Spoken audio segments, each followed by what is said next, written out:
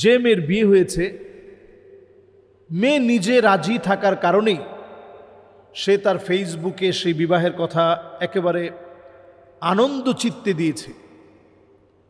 এবং আমাদের দেশের স্বভাবত আমরা দেখি যে এই বয়সের কোনো মেয়ে, সেটা সবিজ অঙ্গনের হোক অথবা এই অঙ্গনের বাহিরে হোক, গার্লফ্রেন্ড বয়ফ্রেন্ড যদি এই পরিভাষা আমরা ব্যবহার করি,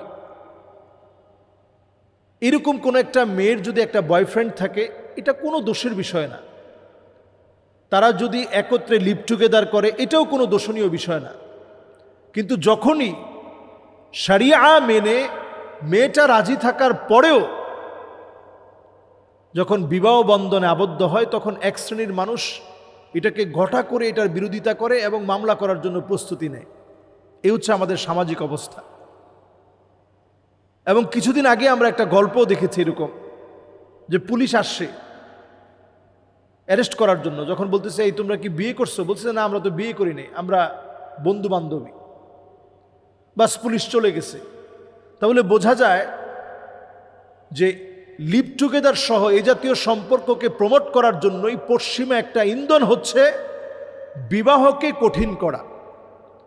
অথচ নবীজি সাল্লাল্লাহু আলাইহি সাল্লাম পরিষ্কার বলেছেন, আইসারুহা মাউনা, বিবাহের মধ্যে যদি সহজ করা হয় তাহলে জেনা বন্ধ হয়ে যাবে। বিবাহকে যদি সহজ করা হয়, প্রস্টিটিউশন বন্ধ হয়ে যাবে, জেনা ব্যভিচার বন্ধ হয়ে যাবে, ধর্ষণ বন্ধ হয়ে যাবে, পাশবিকতা বন্ধ হয়ে যাবে। বিবাহকে যদি সহজ করা হয়, সহজলব্ধ করা হয়, প্রত্যেকটা অন্যায় কমে যাবে, পশুত্ব কমে যাবে।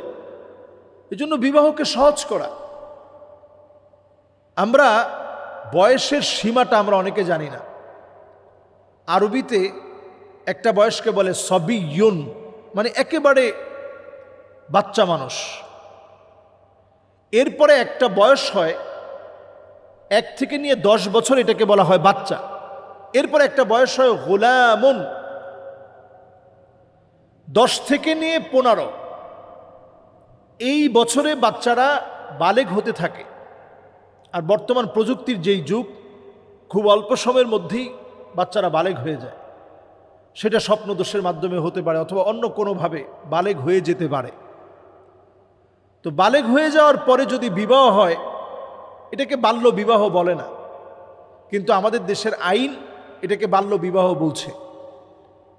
এজন্য লুবাবা সে যেটা করেছে, যে এখন তাদের বিবাহ হয়েছে, আইনের প্রতি শ্রদ্ধা রেখে, যেহেতু ছেলের বয়সটা পূর্ণ হয়েছে, আইনের প্রতি শ্রদ্ধা রেখে তাদের বিবাহের কার্যক্রম পূর্ণতা দিবে যখন তার প্রাপ্তবয়স্ক হবে তখন। মানে আইনানুগ যে লেখালেখির দরকার আছে সেটা হয়তো হবে যখন তার বয়স পূর্ণ হবে, 18 পূর্ণ হবে, তখন হয়তো আইনানুগ অবস্থাটা আসলে তখন সে কাগজপত্রগুলো ফাইনালি শেষ ঠিক করবে। তো এটা কোনো অন্যায় সে করে নাই। এই জাতীয় মেয়েদের এই যে এখন লুবাবা যেই দৃষ্টান্ত দেখিয়েছে, সে দিনের দিকে আসার কারণে এটা অনেকেই পয়েন্ট অফ ভিউ থেকে এটা অনেকেই অনেক বড় করে হাইলাইটস করে যে সে কেন বিবাহ বসলো এখন ওই ছেলের ব্যাপারে, এবং মেয়ের মা, ছেলের বাবা, তাদের বিরুদ্ধে মামলা করা উচিত। অথচ অহরহ ঘটনা ঘটছে, রমজান মাসেও এমন আপত্তিকর ঘটনা ঘটেছে যেটা তাকানো যায় না। জেনা ব্যভিচার রন্ধ্রে রন্ধ্রে চলছে।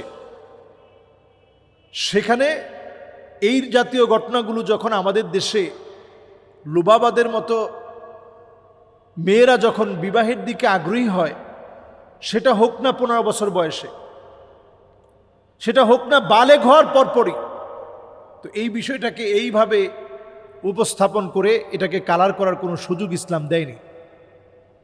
ইসলাম সুযোগ দিয়েছে যে লা তুনকাহুল বিক্র হাত্তা তুস্তাযান, যদি মেয়ে এটাতে রাজি থাকে এ ব্যাপারে আর কোনো কথা নাই।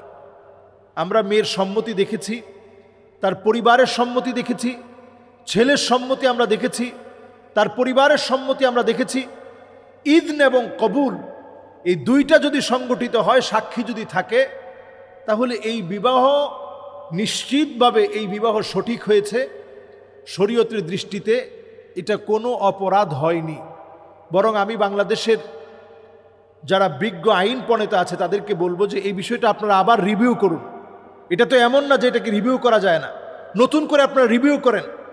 কারণ সারা ওয়ার্ল্ড আপনারা ঘুরে দেখেন, এই বয়সে সবচেয়ে বেশি মানুষ অন্যায় প্রবণ হয়, সবচেয়ে বেশি মানুষ নিজেদের চরিত্রকে ধ্বংস করে ফেলে, নষ্ট করে ফেলে। তো এই সময়ে যদি সতীত্ব ধরে রাখার জন্য আরেকটা বার আপনারা রিভিউ করে যদি এই আইনটাকে নতুন সংস্কার করেন, হতে পারে এটার কারণে জেনা ব্যভিচার অনেকাংশে কমে যাবে, দর্শন কমে যাবে, অন্যায় কমে যাবে। আল্লাহ আমাদেরকে বোঝার তৌফিক দান করুক। আসসালামু আলাইকুম ওয়া রাহমাতুল্লাহি ওয়া বারাকাতুহু।